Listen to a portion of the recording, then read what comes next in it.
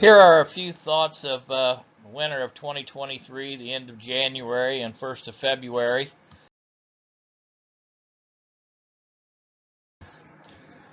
Donnell Brown of R.A. Brown Ranch said, "You find true joy when you live within your calling." For me, I guess it is working on the farm and raising cattle and commercial boar goats for 4-H kids. Anytime you have an operation like this, it takes a family to make it work. Son-in-law, daughter, wife, son, and myself. I just completed my year as the Indiana Angus president in 2022, and my last acts as the past president was receiving the past president's banner from Steve Patton, and also being able to select and hand out the awards that I get to select as the outgoing president. Those awards this year that I selected were the President's Award that went to Kevin Newman, an Angus breeder from over by Greenfield, Indiana.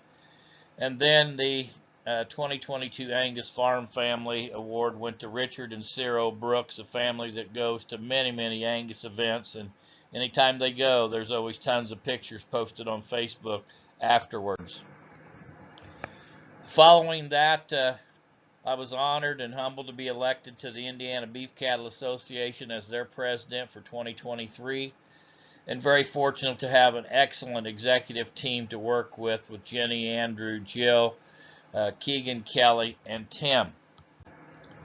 As we move on to our executive office staff in Indianapolis, it's Emma, the Education Industrial Relations, and Megan, assistant to the executive vice president and special events coordinator.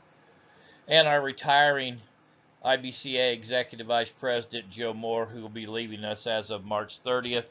And then Greg Kopke, our financial director. And here's just a little trivia, I guess. Did you know where we rank on some livestock items in Indiana? We are number 1 in ducks. We're number 1 in veal. Number 2 in eggs, number 3 in pounds of turkey, and number 5 in swine. And I must go back to the veal section, and most people think those are baby calves, and that's far from the truth. That is basically calves that are grown on milk, and they're 500-600 pound calves. So it's not the misconception of the baby calves as you often think of. So we'll go on to the video that I took with some of the things this morning on the farm. So hope you've enjoyed this presentation, and as again always, like, share, and subscribe to my channel. Well, this is a little Sunday morning a video of what's going on here at the farm. This cow here that's pictured is the one that had twins that were early. And she has only claimed one of those. I'm going to walk around here and show you the other twin that we've been struggling with. It's been kind of an interesting endeavor. I don't know that I'm out of the woods yet with this little girl. And I'd mentioned they're both twin heifer calves. This little girl here is really, really small. You can pick her up and carry her under one arm. She took a bottle a couple times, and then basically refused, would not take a bottle.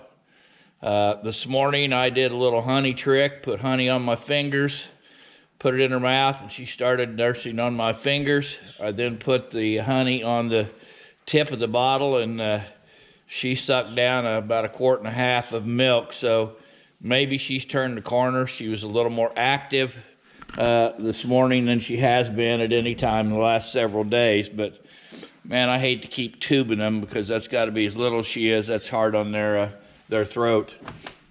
As we move out into the barn, this little heifer here was born yesterday about 12:20, which would have been Saturday the 4th, out of a first calf heifer, and her mama is out of a Primrose clone 2424 by Primo.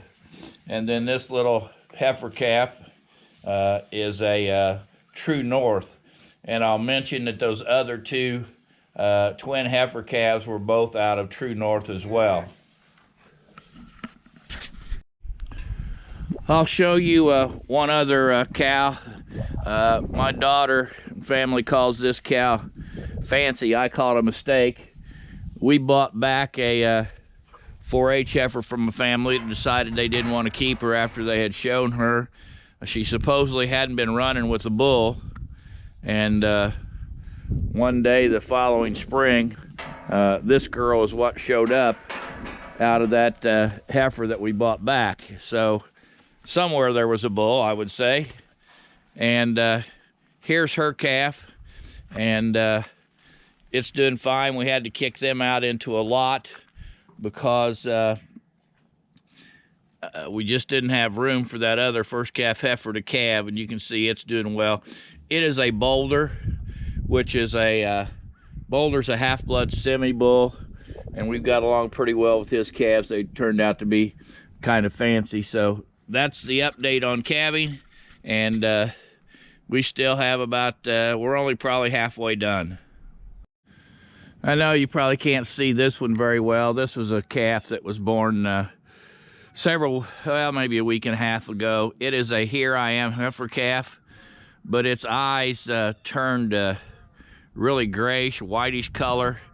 From what I've read, it's kind of a bacterial infection, maybe similar. I don't know whether it's similar to pink eye or not, so we've been treating that calf, and we finally got it. It never was blind. It could see. It would follow us around. We'd bottle fed it a couple times, and it really got spoiled, and every time we'd come to the barn, it would bawl, but it's nursing pretty well now, and we know it can see because it gets around pretty well. So today, we will actually end up tagging 3 of the other calves I showed you. We will tag the really small twin, and she's going to end up being a bottle calf. So we'll kick those 3 out, and we'll keep the bottle calf up. Well, this is my twin. That's a 45-pound heifer calf that the cow wouldn't claim, and she's taken 3 bottles in a row now, so I think she's over the hump after having tubed her 3 times, and she now has a lot of energy. So I'd say there's a good chance that she's going to make it, but it's going to be a long haul bottle feeding her.